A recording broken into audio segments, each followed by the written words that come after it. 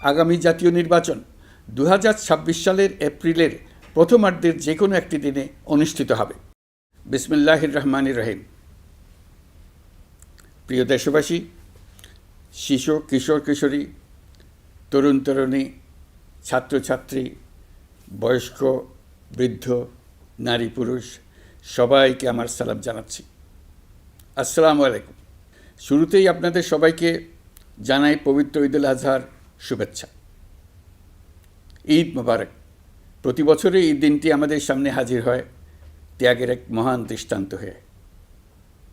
আমরা যদি কোরবানির মাহাত্ম্যকে ধারণ করে লোভ, স্বার্থপরতা, হিংসা বিদ্বেষ মুক্ত হয়ে সমাজ ও রাষ্ট্র বিনির্মাণে নিজেদের নিয়োজিত করতে না পারি, তাহলে কোরবানির ঈদ আনুষ্ঠানিকতা ছাড়া আর কিছুই নয়। আসুন এবছর কোরবানিকে সুন্দর, ত্যাগের মহিমায় মহিমান্বিত করে গরিব বান্ধব করে তোলে। প্রিয় দেশবাসী, কোরবানির পশুর চামড়া থেকে অর্জিত আয়ে আমার আপনার দরিদ্র আত্মীয় পরিজন, প্রান্তিক জনগোষ্ঠী ও দেশের লক্ষ লক্ষ মাদ্রাসা শিক্ষার্থী উপকৃত হয়। আমাদের গরিব স্বজন ও প্রতিবেশীরা তাদের হক যেন ঠিক ঠিক বুঝে পায়, সেদিকে আমাদের মনোযোগ দিতে হবে। তবেই এই উৎসবটি হয়ে উঠবে ধনী গরিব সকলেরই উৎসব। পশুর চামড়ার ন্যায্য মূল্য নির্ধারণ, বর্জ্য ব্যবস্থাপনা সহ সার্বিক বিষয়ে সুষ্ঠু ব্যবস্থাপনা নিশ্চিত করতে সরকারের একটি উচ্চ পর্যায়ের কমিটি কাজ করছে। একটি কন্ট্রোল রুমও খোলা হয়েছে। কোরবানির চামড়া সংক্রান্ত যে কোনো সমস্যা, অভিযোগ ও পরামর্শ এই হটলাইনের নম্বরে ফোন করে নেওয়া যাবে। আমরা এই বছর কোরবানির পশুর চামড়া সংরক্ষণে 30,000 টন লবণ বিনামূল্যে সরবরাহ করেছি। কোরবানির ঈদে আরও একটি গুরুত্বপূর্ণ বিষয় হলো পরিষ্কার পরিচ্ছন্নতা। আমি দেশবাসীর প্রতি আকুল আহ্বান জানাই, আপনারা সকলে পরিবেশ পরিচ্ছন্ন রাখতে সমবেতভাবে এগিয়ে আসবেন। বিশেষ করে তরুণ তরুণীদেরকে এই বিষয়ে দৃষ্টি আকর্ষণ করছি। এবছর যারা হজব্রত পালন করছেন তাদের প্রত্যেককে জানাচ্ছি আন্তরিক শুভেচ্ছা ও অভিনন্দন। মহান রব্বুল আলমিনের অশেষ মেহেরবানিতে, আপনাদের দোয়ায় এবং সংশ্লিষ্ট সবার সর্বোচ্চ আন্তরিকতা ও পেশাদারিত্বের ফলে এবছর আমাদের হজ ব্যবস্থাপনায় সাফল্য এসছে। প্রথমবারের মতো সরকারি ব্যবস্থাপনায় লাব্বায়েক অ্যাপের মাধ্যমে হজের সার্বিক ব্যবস্থাপনা ও সেবা নিশ্চিত করা হচ্ছে। এখন পর্যন্ত হজ ব্যবস্থাপনায় কোনো অনিয়মের খবর আসেনি। টাকা দিয়েও হজে যেতে না পারার যন্ত্রণা কাউকে কাঁদতে হয়নি। হজ ক্যাম্প কিংবা বিমানবন্দরে কোনো হাজিকে প্রতিবাদ বিক্ষোভ করতে হয়নি। প্রথমবারের মতো সরকারি টাকায় কাউকে হজে পাঠানো হয়নি। প্রিয় দেশবাসী, ঈদুল ফিতরের অভিজ্ঞতাকে কাজে লাগিয়ে দীর্ঘমেয়াদে বাজারের জিনিসপত্রের দাম স্থিতিশীল রাখতে আমরা তৎপর হয়েছি। এবার কোরবানির ঈদেও কোনো জিনিসের দাম যাতে আকস্মিকভাবে বেড়ে না যায়, সেদিকে আমরা সর্বোচ্চ নজর দিয়েছি। ফলে এবার আলু, পেঁয়াজ, ডিম, চিনি, শাকসবজি, তরিতরকারি ও মশলাসহ অধিকাংশ পণ্যের দাম গত বছরের তুলনায় কমেছে। আমরা সার্বিক বাজার ব্যবস্থাকে দুর্বৃত্তদের চক্র থেকে বের করে এনে বাজারে একটা প্রতিযোগিতামূলক পরিবেশ তৈরি করতে পেরেছি। জনগণকে ন্যায্য মূল্যে নিত্য প্রয়োজনীয় জিনিস পৌঁছে দিতে সরকারের সব রকমের চেষ্টা অব্যাহত আছে। পাশাপাশি এই কোরবানির ঈদেও দেশবাসী যাতে নির্বিঘ্নে নিজেদের দেশের বাড়িতে যাতায়াত করতে পারেন, সেজন্য সরকার সর্বোচ্চ ব্যবস্থা নিয়েছে। আইনশৃঙ্খলা বাহিনীর সদস্যরা মানুষের জানমালের নিরাপত্তায় সজাগ রয়েছেন। ঈদের ছুটির মধ্যেও বিপুল সংখ্যক কর্মকর্তা কর্মচারী এবং পুলিশ ও সেনাবাহিনীর সদস্যরা অক্লান্ত পরিশ্রম করছেন। আমি তাদের প্রতি আন্তরিক কৃতজ্ঞতা জানাচ্ছি। শুধু ঈদের সময় নয়, আগামী দিনে কখনোই বাস, রেল ও বিমান যাত্রায় কোনো ধরনের অনিয়ম যাতে না হয়, সেজন্য সরকার একটি কেন্দ্রীয় অনলাইন টিকেটিং প্ল্যাটফর্ম করতে যাচ্ছে, যেখানে এই একই প্ল্যাটফর্ম থেকেই যাত্রীরা খুব সহজেই বাস, ট্রেন ও ফ্লাইটের টিকিট ক্রয় করতে পারবেন। একই রকমভাবে সব ধরনের সরকারি সেবা যাতে জনগণের দোরগোড়ায় পৌঁছে যায়, সেজন্য নাগরিক সেবা বাংলাদেশ এই নামে একটি সেন্টার পরিচালিত হচ্ছে। দেশের সর্বত্র শহরে, হাটে বাজারে তরুণ তরুণীদের মাধ্যমে বেসরকারি ব্যবস্থাপনায় সার্ভিস সেন্টার স্থাপনের কাজ শুরু করেছে। এটি ঢাকা শহরে কয়েকটি সেবাকেন্দ্রের মাধ্যমে শুরু হয়েছে। প্রশিক্ষণপ্রাপ্ত স্থানীয় তরুণ উদ্যোক্তারা নাগরিক সেবা কেন্দ্র থেকে সাধারণ নাগরিকদের এনআইডি, পাসপোর্ট, লাইসেন্স, পুলিশের কাছে জিডি করা, কর ফাইলিং করা সহ বিভিন্ন সরকারি ডিজিটাল সেবা দেবেন। এর ফলে দালাল চক্রের খপ্পর থেকে মুক্তি পাওয়া যাবে, নানা রকম হয়রানি ও ভোগান্তি কমবে বলে আমরা আশাবাদী। এই প্রজেক্ট শূন্য বাজেটে আমরা শুরু করেছি। দেশের বিদ্যমান অব্যবহৃত সম্পদ ব্যবহার করেই সামনে এগিয়ে চলা সম্ভব, এটাই আমরা বাস্তবে করে দেখার চেষ্টা করছি। আমাদের চেষ্টা হচ্ছে প্রতিটি মন্ত্রণালয় থেকে যতগুলি সেবা এর আওতায় আনা যায় সবগুলোকে নিয়ে আসা। আমরা চেষ্টা করছি যাতে শিশু জন্মগ্রহণ করা মাত্রই তার জন্ম সনদ পেয়ে যায়। ওটাই হবে তার নাগরিক স্বীকৃতি এবং রাষ্ট্র কর্তৃক তার দায়িত্ব গ্রহণের অঙ্গীকার।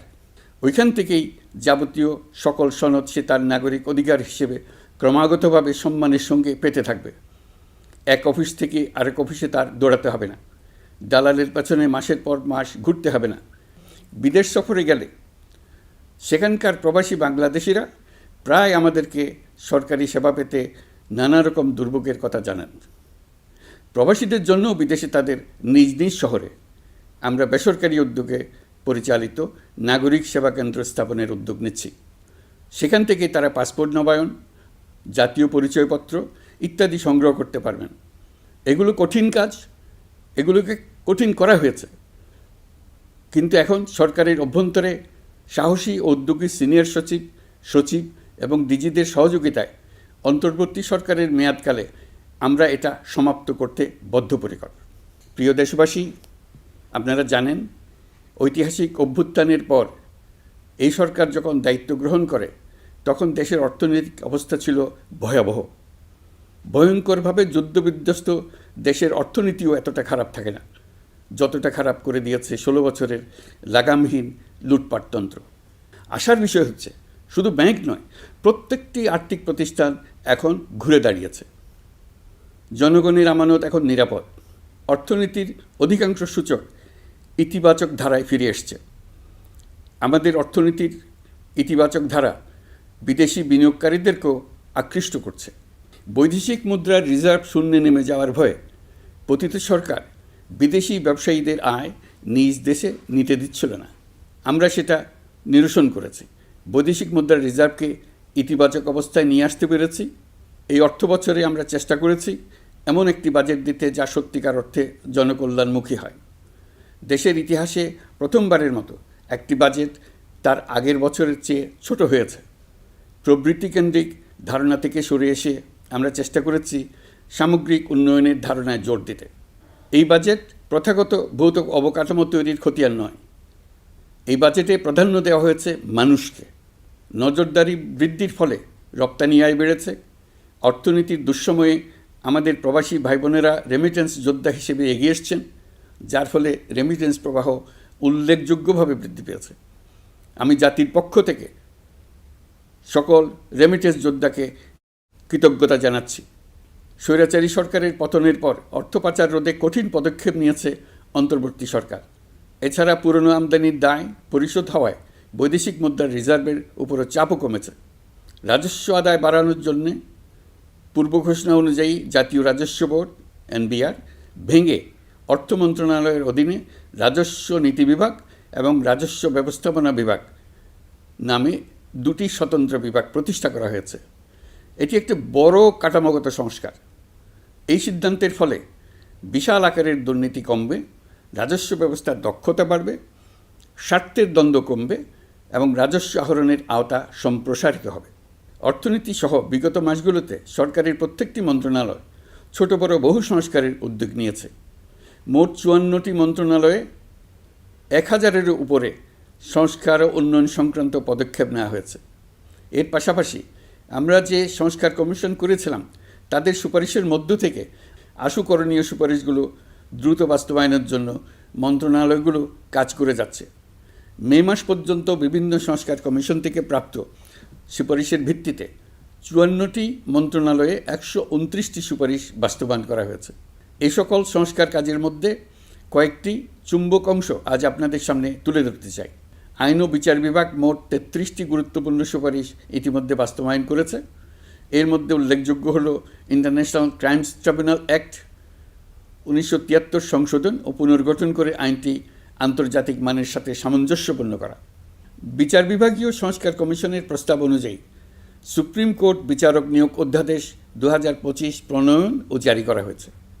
এর অধীনে প্রথমবারের মতো বাংলাদেশের ইতিহাসে গণবিজ্ঞপ্তির মাধ্যমে সুপ্রিম কোর্টে বিচারক নিয়োগের সুযোগ তৈরি হয়েছে। দেওয়ানি কার্যবিধির সংশোধন করা হয়েছে, যার ফলে এখন বাদীকে আর দিনের পর দিন সশরীরে আদালতে যেতে হবে না। এক একটি দেওয়ানি মামলা নিষ্পত্তি হতে আগে যত সময় লাগত, এই সংশোধনীর ফলে সময়সীমা অর্ধেকে কমিয়ে আনা সম্ভব হবে বলে আমরা মনে করছি। দেশের 1000-এর বেশি অবকাঠামো এবং প্রতিষ্ঠানের নাম পলাতক প্রধানমন্ত্রীর বাবা, মা, ভাই, বোন, আত্মীয় স্বজনের নামে প্রতিষ্ঠিত করা হয়েছিল।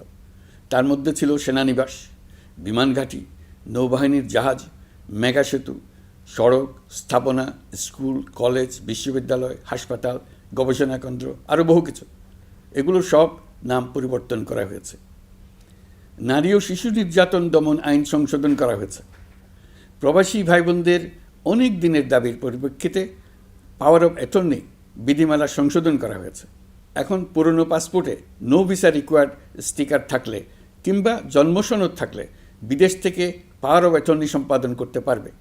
আগামী 2 মাসের মধ্যে আইনগত সহায়তা কার্যক্রম ব্যাপকভাবে বিস্তার করা হবে। বছরে এখন গড়ে 35,000 মামলা নিষ্পত্তি হয়। আমাদের লক্ষ্য এটিকে 2 লক্ষ মামলায় উন্নতি করা। মামলা দায়েরের 48 ঘন্টার মধ্যেই যাদের বিরুদ্ধে মামলার কোনো ভিত্তি নেই তাদের বাদ দেওয়ার ব্যবস্থা করা হচ্ছে। আমরা সর্বোচ্চ চেষ্টা করেছি দেশের মানুষকে লুটপাটতন্ত্র থেকে বের করে আনতে। আপনারা জানেন, বিগত 16 বছরে উন্নয়নের নামে মেগা প্রকল্প নিয়ে কী পরিমাণ লুটপাট হয়েছে। মেগা প্রকল্পগুলো যেন হয়ে উঠেছিল মেগা ডাকাতির প্রকল্প। আমরা দায়িত্ব গ্রহণের পরপরই বিভিন্ন উন্নয়ন প্রকল্প পুনরায় মূল্যায়ন করে দেখেছি যে প্রায় সব প্রকল্পেই ভৌতিক ব্যয় ধরা হয়েছে। শুধুমাত্র সড়ক পরিবহন ও মহাসড়ক বিভাগ, সেতু বিভাগ, রেল মন্ত্রণালয়, বিদ্যুৎ বিভাগ, জ্বালানি ও খনিজ সম্পদ বিভাগ, এই 5টি বিভাগে ব্যয় সংকোচ করা হয়েছে 46,308 কোটি টাকা। এই টাকা দিয়ে জ্বালানি খাতে সমস্ত বকেয়া মিটিয়ে দিয়ে বকেয়ার পরিমাণ শূন্যে নামিয়ে আনা হয়েছে। বৈদেশিক ঋণ পরিশোধ করে সব ধরনের ঋণের ফাঁদ থেকে বেরিয়ে আসা আমাদের অগ্রাধিকার। দেশে বিনিয়োগ বাড়ানো ও নতুন কর্মসংস্থান তৈরিতে আমাদের গুরুত্ব দিতেই হবে। তা না হলে এদেশকে আমরা যে স্থানে নিয়ে যেতে চাই সেখানে নিয়ে যাওয়া সম্ভব হবে না।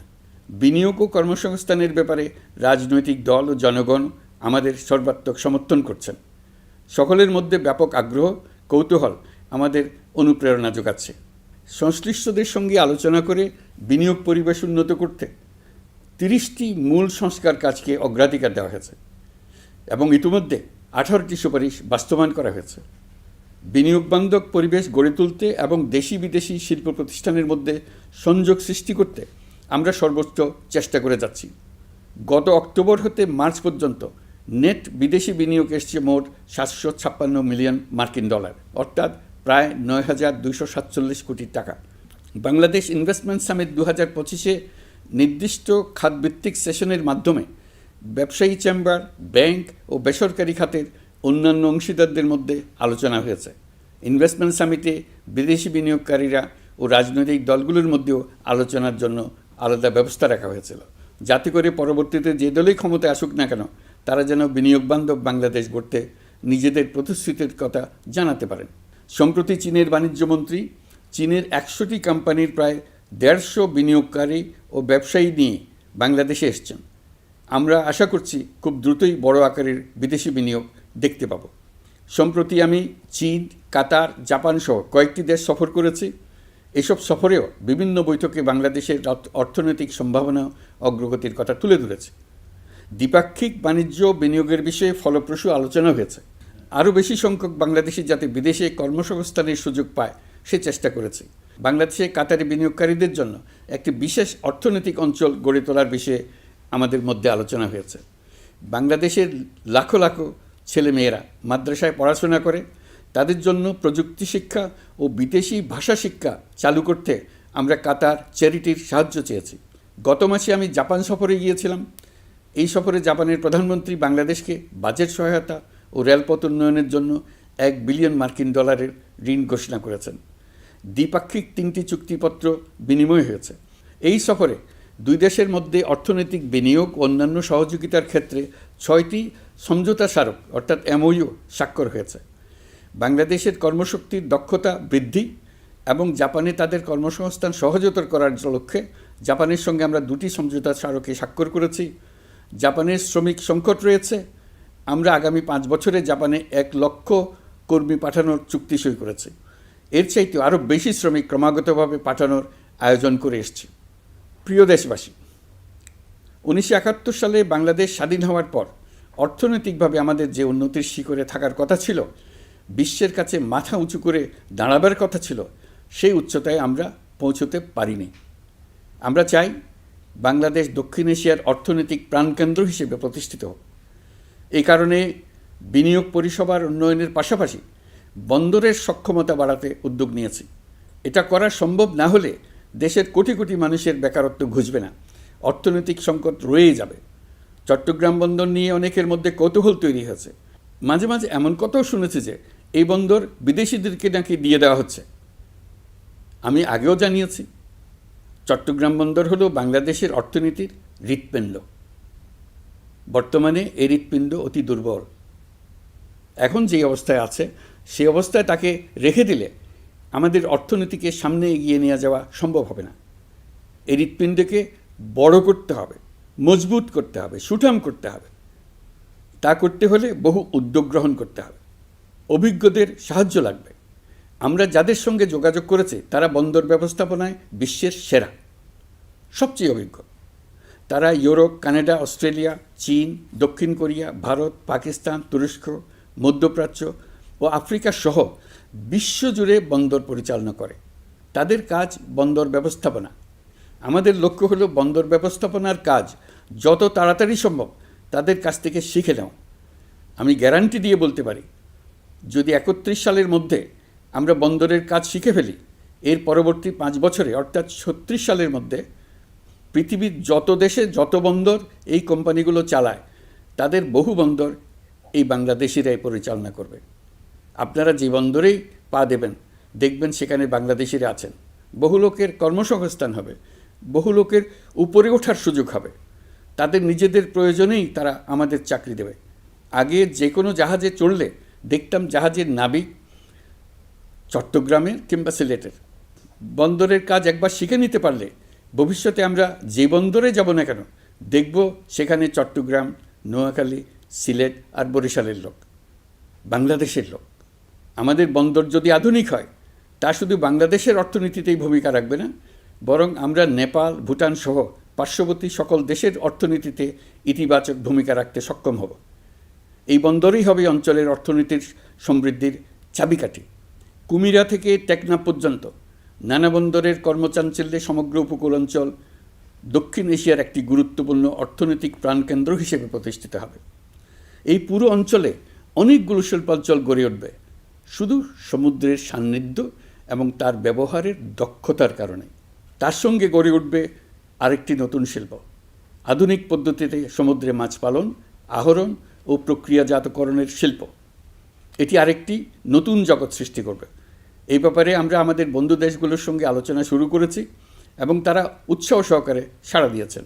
বন্দর ব্যবস্থাপনার জন্য আমরা যাদেরকে আনছি তারা পৃথিবীর যেসব দেশে কাজ করে সেসব কোনো দেশেরই সার্বভৌমত্ব, জাতীয় নিরাপত্তা হুমকির মুখে পড়েনি।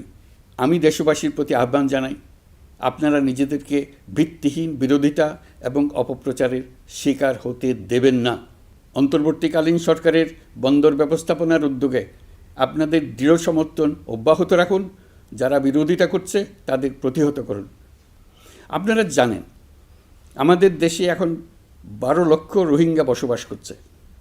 প্রায় 1 লাখ রোহিঙ্গা এসছে 2023 সাল থেকে 2024 সালের সেপ্টেম্বর সময়কালে, যখন রাখাইন রাজ্যে ব্যাপক যুদ্ধাবস্থা বিরাজ করছিল। সেখানে চলমান সংঘাত ও মানবিক পরিস্থিতির কারণে এখনও অনেকে আসতে চেষ্টা করছেন।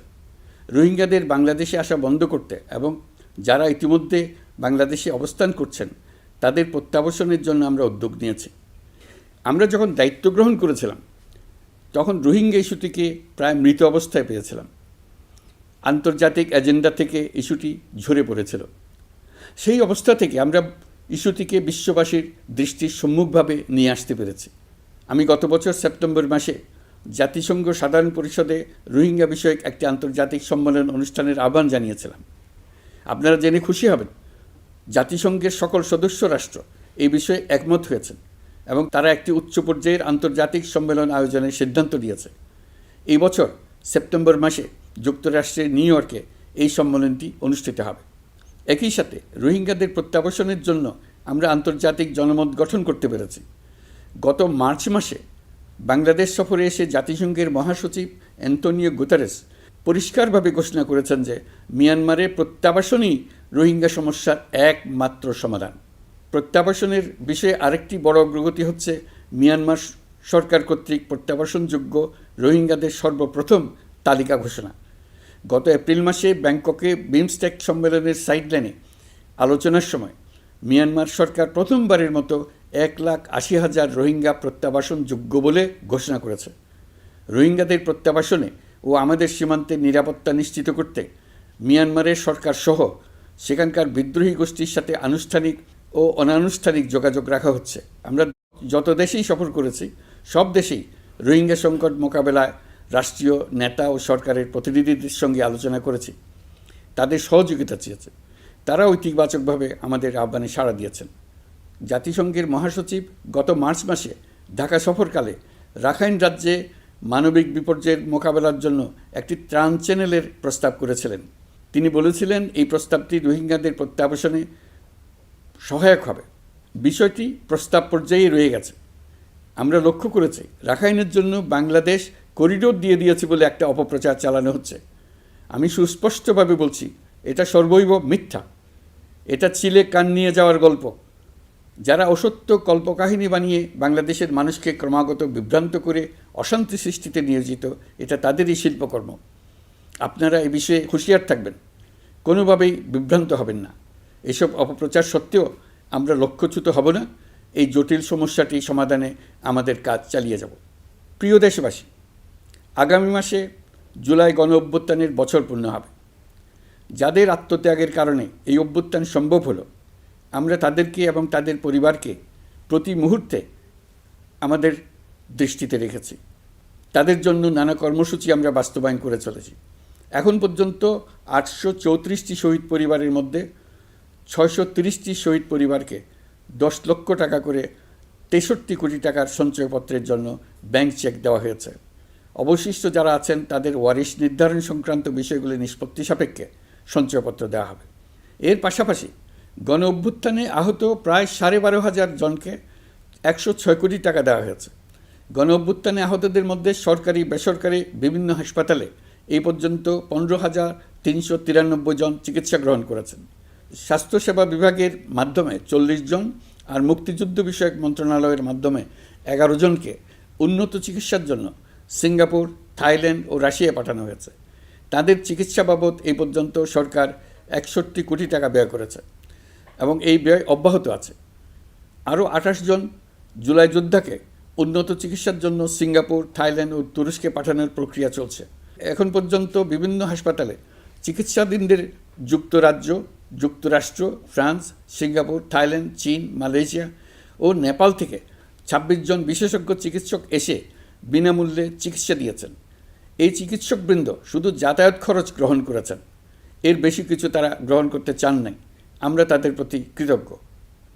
এই পর্যন্ত শহীদ পরিবারগুলোকে সঞ্চয়পত্র প্রদান, আহত ব্যক্তিদের চিকিৎসা ও চেক প্রদান বাবদ সরকার মোট 285 কোটি টাকা ব্যয় করেছে। প্রিয় দেশবাসী, আমি শুরু থেকেই বলেছি, পতিত স্বৈরাচার বাংলাদেশকে যেভাবে ধ্বংসস্তূপ বানিয়েছে, সেখান থেকে নতুন করে যাত্রা শুরু করতে হলে ন্যূনতম 3টি আবশ্যিক কাজ সম্পন্ন করতে হবে। প্রথমত, বিচার ও জবাবদিহিতা প্রতিষ্ঠার উদ্যোগ দৃশ্যমান করে তোলা। দ্বিতীয়ত, রাষ্ট্রের গণতান্ত্রিক পুনর্গঠন ও প্রাতিষ্ঠানিক কাঠামোর সংস্কার সাধনে প্রয়োজনীয় ঐক্যমত ও পথনকশা তৈরি করা। তৃতীয়ত, একটি অবাধ, সুষ্ঠু ও শান্তিপূর্ণ নির্বাচন আয়োজন করে ক্ষমতা হস্তান্তরের গণতান্ত্রিক প্রক্রিয়া সম্পন্ন করা। এই লক্ষ্যে ধ্বংসপ্রাপ্ত নির্বাচন ব্যবস্থাকে স্থায়ীভাবে সংস্কার করা। এই 3টি ম্যান্ডেট হচ্ছে দেশবাসীর সাথে আমাদের চুক্তি। 24-এর শহীদের রক্তে ভেজা এই চুক্তি আপনাদের সার্বিক সমর্থন, আস্থা ও সহযোগিতা নিয়ে এবং পতিত শক্তি ও তার দোসরদের সৃষ্ট সকল বাধা বিপত্তিকে পরাভূত করে আমরা সম্মিলিতভাবে বাস্তবায়ন করতে সক্ষম হব বলে আমার দৃঢ় বিশ্বাস। গত বছর জুলাই আগস্ট মাসে সংঘটিত হত্যাযজ্ঞ সহ বিগত 16 বছরের গুম খুন নির্যাতনের সত্য উদ্ঘাটন এবং আর্থিক খাতের সীমাহীন দুর্নীতি, অনিয়ম ও অপরাধের বিচার প্রক্রিয়া আমরা শুরু করেছি। মানবতা বিরোধী অপরাধের বিচারের জন্য আন্তর্জাতিক অপরাধ ট্রাইব্যুনাল গঠনের পর প্রসিকিউশন টিম গঠন ও তদন্ত কর্মকর্তা নিয়োগের পাশাপাশি বিচারিক কার্যক্রম পরিচালনা প্রক্রিয়াধীন ছিল।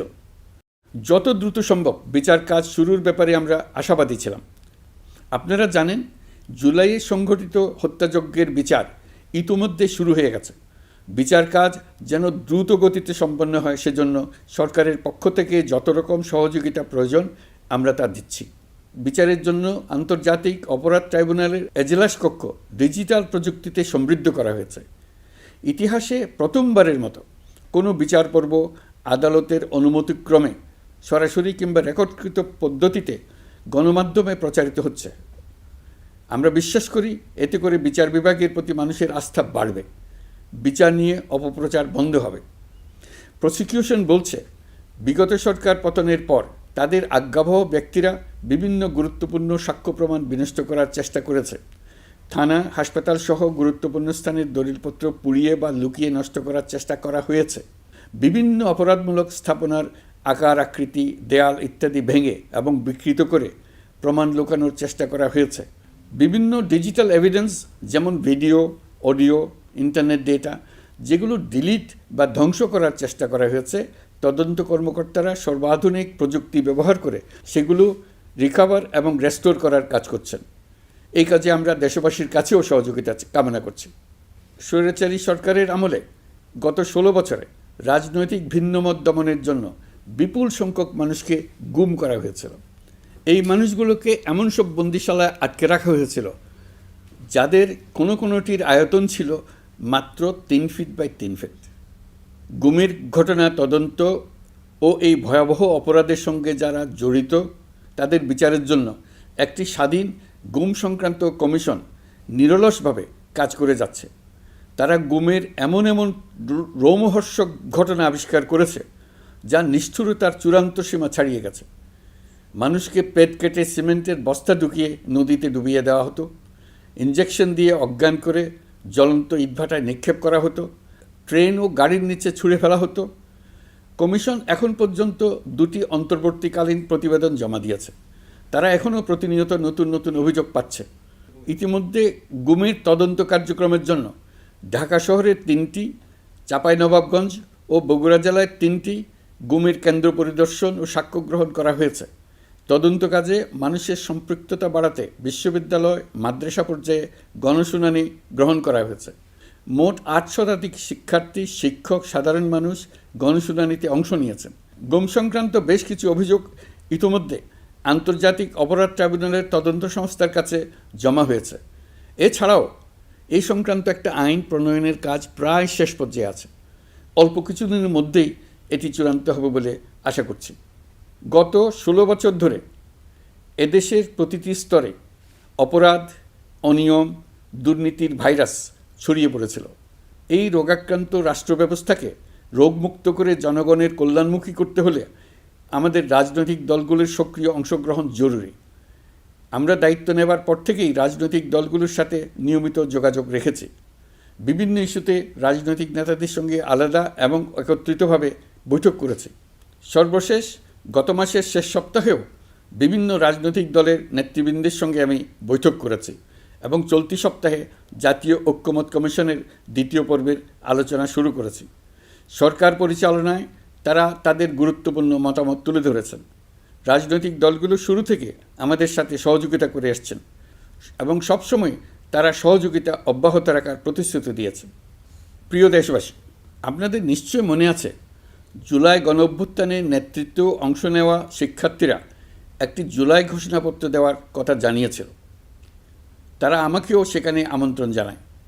আমি বলেছিলাম দেশের সকল রাজনৈতিক ব্যক্তিবর্গ, নাগরিক সমাজের প্রতিনিধি সহ অন্যদের সঙ্গে নিয়ে সকলে মিলে এই ঘোষণাপত্র দেওয়া ভালো হবে।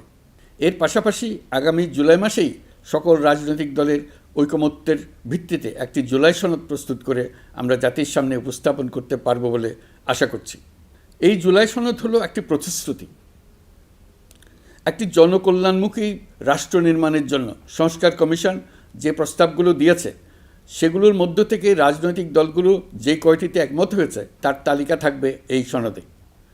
জুলাই সনদে স্বাক্ষর করে তারা জাতির কাছে সেগুলো বাস্তবায়নের অঙ্গীকার করবে। জুলাই সনদ অনুযায়ী আশু করণীয় সংস্কার কাজগুলো আমরা বাস্তবায়ন করতে প্রতিজ্ঞাবদ্ধ। বাকি অংশের বেশ কিছু কাজও আমরা শুরু করে যেতে চাই। আশা করি অবশিষ্ট অংশ পরবর্তীতে নির্বাচিত সরকারের মাধ্যমে বাস্তবায়ন অব্যাহত থাকবে। প্রাতিষ্ঠানিক সংস্কারের দৃঢ় প্রতিশ্রুতি বাস্তবায়নে আমাদেরকে দৃঢ়ভাবে এবং ঐক্যবদ্ধভাবে এগিয়ে যেতে হবে। এর কোনো বিকল্প নেই। এর বাস্তবায়নের মাধ্যমে পুরো বিশ্বের কাছে দেশের নতুন ঐক্যবদ্ধ ভাবমূর্তি তুলে ধরা যাবে। বিশ্বব্যাপী সবার কাছে জাতি হিসেবে বাংলাদেশের শক্তি সম্পর্কে স্পষ্ট ধারণা তৈরি হবে। ঐকমত্য কমিশন গঠন করা আমাদের একটি দুঃসাহসিক উদ্যোগ ছিল। অন্য কোনো দেশে এমন কোনো নজির নেই। এর মাধ্যমে আমরা জাতি হিসেবে রাজনৈতিক গভীরতার সন্ধান পেয়েছি। রাজনৈতিক ঐক্যে পৌঁছার জন্য ঐকমত্য কমিশনের সঙ্গে সকল দলের দলগত প্রস্তুতি, ঘণ্টার পর ঘণ্টা কমিশনের সঙ্গে ঐকান্তিক আলোচনা, জাতীয় লাইভ টেলিভিশনের সামনে সকল দলের ঐকমত্যে পৌঁছার একান্ত প্রয়াস আমাদের রাজনৈতিক ইতিহাসে স্মরণীয় হয়ে থাকবে। এই কমিশনের চেয়ারম্যান হিসেবে আমি সকল রাজনৈতিক দলের কাছে তাদের সীমাহীন ধৈর্য এবং কমিশনের প্রতি তাদের সহযোগিতা এবং সৌজন্য প্রকাশের জন্য জাতির পক্ষ থেকে ধন্যবাদ জানাচ্ছি। আশা করি আমাদের অসমাপ্ত কাজ সমাপ্ত করে শিগগিরই পূর্ণাঙ্গ জুলাই সনদ তৈরি করে জাতির জন্য একটা নতুন পথ নির্দেশনা রেখে যেতে পারব। এই কমিশনের অভিজ্ঞতার মাধ্যমে দেশের যে নতুন রাজনৈতিক সংস্কৃতি গড়ে ওঠার সম্ভাবনা দেখা দিয়েছে, আগামী নির্বাচনের মাধ্যমে যদি সেটা বিকাশমানভাবে স্থায়ী রূপ দিতে পারে তাহলে আমরা ভবিষ্যতের সকল রাজনৈতিক সংকট মোকাবেলা করতে সক্ষম হব। সকল প্রস্তুতি সমাপ্ত করে দেশের সকল মানুষের, কিশোর কিশোরী, তরুণ তরুণী, ছাত্রছাত্রী, কৃষক, জেলে, গৃহিণী, দিনমজুর, শ্রমিক, ব্যবসায়ী, পেশাজীবী, শিল্পী সবাই মিলে চেষ্টা করে একটা সুন্দর নিখুঁত নির্বাচন আয়োজন করে নতুন বাংলাদেশের দৃঢ় ভিত্তি রচনা করব। প্রিয় দেশবাসী, আমি জানি আগামী জাতীয় নির্বাচন কখন হবে সে বিষয়ে সিদ্ধান্ত জানার জন্য রাজনৈতিক দল ও জনগণের মধ্যে বিপুল আগ্রহ রয়েছে। আমি বারবার বলেছি এই নির্বাচন ডিসেম্বর থেকে আগামী বছরের জুনের মধ্যে অনুষ্ঠিত হবে। এই সময়ের মধ্যে দেশের নির্বাচন উপযোগী পরিবেশ সৃষ্টির জন্য যা যা করা দরকার সরকার তাই করছে। এখানে মনে রাখা জরুরি, বাংলাদেশ স্বাধীনতার পর থেকে যতবার গভীর সংকটে নিমজ্জিত হয়েছে তার সবগুলোরই প্রধান কারণ ছিল ত্রুটিপূর্ণ নির্বাচন। ত্রুটিপূর্ণ নির্বাচন প্রক্রিয়ায় বারবার ক্ষমতা কক্ষিগত করার মধ্য দিয়ে একটি রাজনৈতিক দল বর্বর ফ্যাসিস্টে পরিণত হয়েছিল। এই ধরনের নির্বাচন যারা আয়োজন করে তারা জাতির কাছে অপরাধী হিসেবে চিহ্নিত হয়ে যায়। এমন নির্বাচনের মধ্য দিয়ে যে দল ক্ষমতায় আসে তারাও জনগণের কাছে ঘৃণিত হয়ে থাকে। এই সরকারের একটি বড় দায়িত্ব হলো একটি পরিচ্ছন্ন, উৎসবমুখর, শান্তিপূর্ণ, বিপুলভাবে অংশগ্রহণের পরিবেশে একটি নির্বাচন অনুষ্ঠান করা, এমন একটি নির্বাচন আয়োজন করা যাতে করে দেশ ভবিষ্যতে নতুন সংকটে না পড়ে। এই জন্য সবচেয়ে বেশি গুরুত্বপূর্ণ হলো প্রাতিষ্ঠানিক সংস্কার। যেই প্রতিষ্ঠানগুলো নির্বাচনের সঙ্গে সরাসরি জড়িত সেগুলোতে যদি সুশাসন নিশ্চিত করা না যায় তাহলে ছাত্র জনতার সকল আত্মত্যাগ বিফলে যাবে। সংস্কার, বিচার, নির্বাচন এই তিনটি ম্যান্ডেটের ভিত্তিতে আমরা দায়িত্ব গ্রহণ করেছিলাম। সেই বিবেচনায় আগামী রোজার ঈদের মধ্যে সংস্কার ও বিচারের বিষয়ে আমরা একটি গ্রহণযোগ্য জায়গায় পৌঁছতে পারব বলে বিশ্বাস করি। বিশেষ করে মানবতাবিরোধী অপরাধের বিচার, যা কিনা জুলাই গণ অভ্যুত্থানের শহীদদের প্রতি আমাদের সম্মিলিত দায়, সেই বিষয়ে আমরা দৃশ্যমান অগ্রগতি দেখতে পারব। এতে আমাদের উপর আপনাদের অর্পিত ম্যান্ডেট ন্যূনতম হলেও বাস্তবায়ন করে যেতে পারব। সেই বিবেচনায় ও ইতিহাসে সবচেয়ে অবাধ, সুষ্ঠু, প্রতিদ্বন্দ্বিতামূলক ও গ্রহণযোগ্য নির্বাচন আয়োজনের জন্য সকল পক্ষের সঙ্গে আমরা আলোচনা করেছি। পাশাপাশি বিচার, সংস্কার ও নির্বাচন সংক্রান্ত চলমান সংস্কার কার্যক্রম পর্যালোচনা করে আমি আজ দেশবাসীর কাছে ঘোষণা করছি যে আগামী জাতীয় নির্বাচন 2026 সালের এপ্রিলের প্রথমার্ধের যে কোনো একটি দিনে অনুষ্ঠিত হবে। এই ঘোষণার ভিত্তিতে নির্বাচন কমিশন উপযুক্ত সময়ে আপনাদের কাছে নির্বাচনের বিস্তারিত রোডম্যাপ প্রদান করবে। আমরা এমন নির্বাচন চাই যা দেখে অভ্যুত্থানের শহীদদের আত্মা তৃপ্তি পাবে, তাদের আত্মা শান্তি পাবে। আমরা চাই আগামী নির্বাচনে সবচেয়ে বেশি ভোটার, সবচেয়ে বেশি প্রার্থী ও দল অংশ নেক। এটা সবচেয়ে অবাধ, সুষ্ঠু ও নিরপেক্ষ নির্বাচন হিসেবে জাতির কাছে স্মরণীয় হয়ে থাকুক। 1.5 যুগ পরে দেশে সত্যিকারের একটি জনপ্রতিনিধিত্বশীল সংসদ গঠিত হবে। বিপুল তরুণ গোষ্ঠী